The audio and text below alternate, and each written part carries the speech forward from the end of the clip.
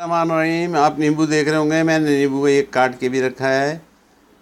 आज नींबू का मैं शरबत बनाने जा रहा हूँ। गर्मियों के दिन आ चुके, बाज़ जगह पे गर्मी है, हमारे यहाँ मौसम दोपहर में गर्म और रात में जो है ठंडा हो रहा है।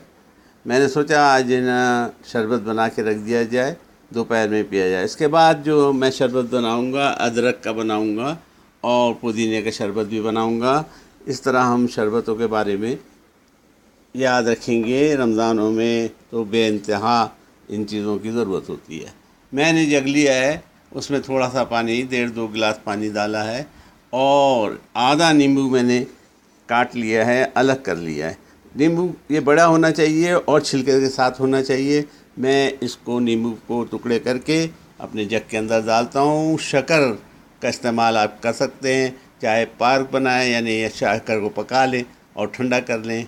चाहे मैंने शक्कर पका के उसमें ज़ाफ़रान डाली है और रंग पीला करके रखा हुआ है। ये ज़ाफ़रान का पानी है जो 1 कप में रखा हुआ है, वो इस्तेमाल करूँगा। अभी आपको दिखाता हूँ। मैंने आधे नींबू के 4 इस तरह टुकड़े किए और उसमें से बीज भी तकरीबन निकाल दिए हैं। निचला हिस्सा भी काट दिया है कि हमें ज़्यादा जिल्द की ज़रूरत नहीं है। और मैंने वो इनको जग के अंदर डाल दिया है और ज़ाफ़रान का पानी मीठा वाला यानी शक्कर के साथ डाल दिया। अब ये हमारा शरबत तैयार हो चुका है। बहुत टेस्टी बनता है, आप भी बनाइएगा। उम्मीद है आप भी बनाएंगे।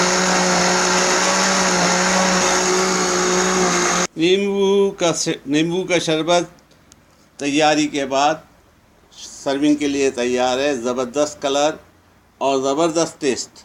याद रखिए, मैं इसकी रेसिपी इंशाल्लाह लिख दूँगा, आप भी बनाइएगा, आपको भी पसंद आएगा। रमज़ानों के लिए सौगात और गर्मियों के लिए भी सौगात।